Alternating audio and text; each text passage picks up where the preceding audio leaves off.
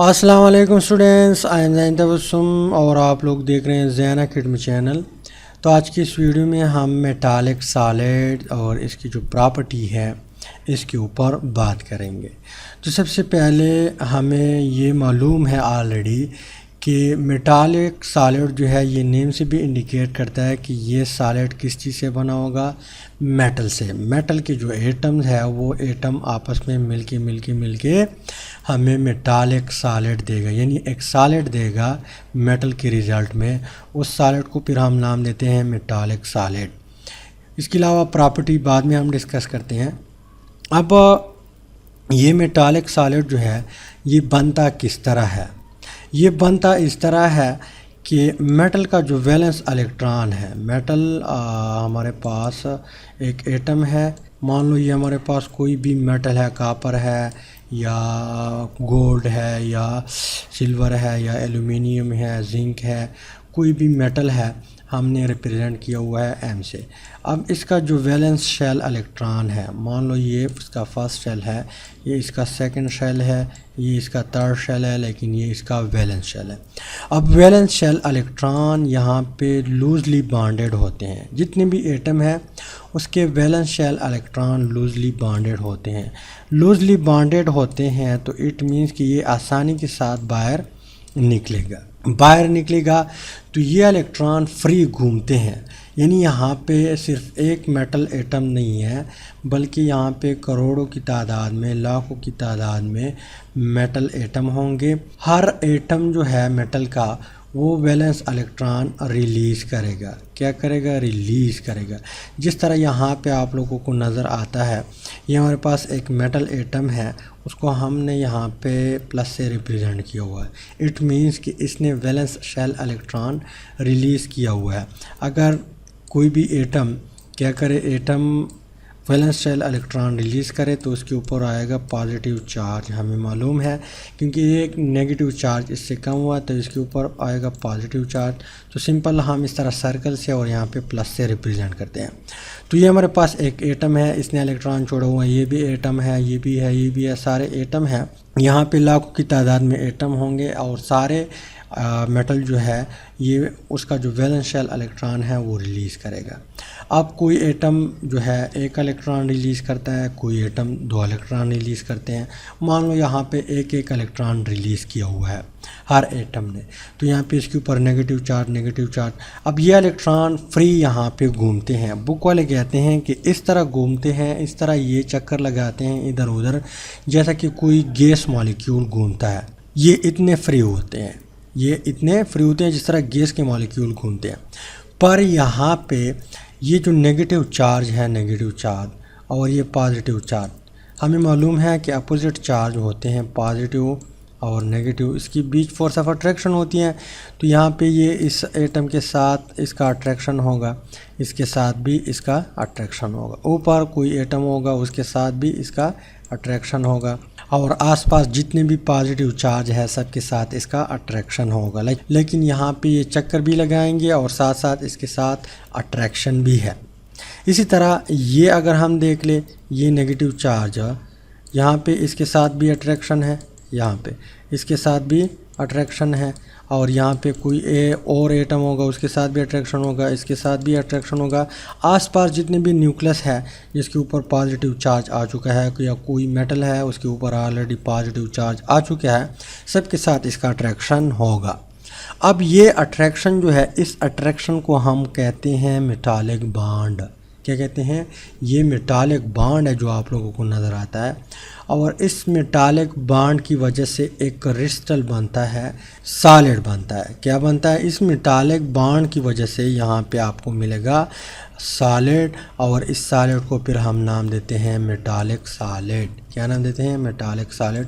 तो metallic solid बनता कुछ इस तरह है जो मैंने आप लोगों को कहानी सुना दी। इसके अलावा यहाँ पे अब हम जाते हैं जो इसकी प्रॉपर्टी है उसकी तरफ, तो आप लोगों को मज़ीद आइडिया मिल जाएगा। तो यहाँ पे आप लोग हेडिंग लगाए प्रॉपर्टी ऑफ मेटालिक सॉलिड। तो फर्स्ट वन प्रॉपर्टी है कि metallic solid have usually compact structure and the atoms are closely packed together. यहाँ पे जो सॉलिड है मेटालिक सॉलिड, इसका स्ट्रक्चर बहुत कम्पैक्ट होता है और इसके जो पार्टिकल है, पार्टिकल से मुराद सॉरी यहाँ पे जो एटम है, इसके एटम एक दूसरे से बहुत क्लोज होते हैं। ये यहाँ पे जो स्ट्रक्चर डायग्राम आपको नज़र आता है माइक्रोस्कोपिक स्ट्रक्चर है, यानी इलेक्ट्रॉनिक माइक्रोस्कोप से ये लिया हुआ है, इसी वजह से यहाँ पे आप लोगों को दूर दूर नज़र आते हैं। पर आप लोग खुद देख ले, आयरन हमारे पास एक मेटल है। अब आयरन आप लोग उठाए, उसमें आप लोग वो जो सॉलिड है वो आप लोग देख ले तो कितना कम्पैक्ट स्ट्रक्चर है, यानी वो कितना सख्त है। तो हार्डनेस भी यहाँ पे इसकी वजह से आ चुका है। तो मतलब ये है कि मेटालिक सॉलिड के जो एटम्स है क्लोजली पैक्ड है और ये कम्पैक्ट स्ट्रक्चर हमें देता है। इसके अलावा नेक्स्ट प्रॉपर्टी की तरफ जाते हैं। नेक्स्ट वन पॉइंट है कि they are hard and have high melting point. ये हमारे पास सख्त होते हैं और इसका जो मेल्टिंग पॉइंट है वो भी बहुत हाई होता है। जिस तरह हमें लोहा नज़र आता है, गोल्ड है, कापर है, ये सारे क्या है, हार्ड है। इसके अलावा इसका मेल्टिंग पॉइंट भी बहुत ज़्यादा है। लेकिन यहाँ पे ब्रैकेट में बात लिखी हुई है कि a few of them are very soft and can be cut with the knife, यानी कुछ ऐसे भी है जो सॉफ्ट है और उसको हम छुरी या इस तरह मारने से भी कट कर सकते हैं।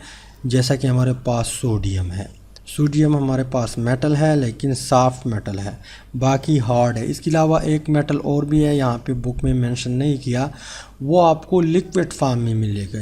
वो कौन सा मेटल है, मरकरी। जो Hg है, Hg या उसको हम मरकरी भी कहते हैं, उर्दू में हम उसको पारा कहते हैं।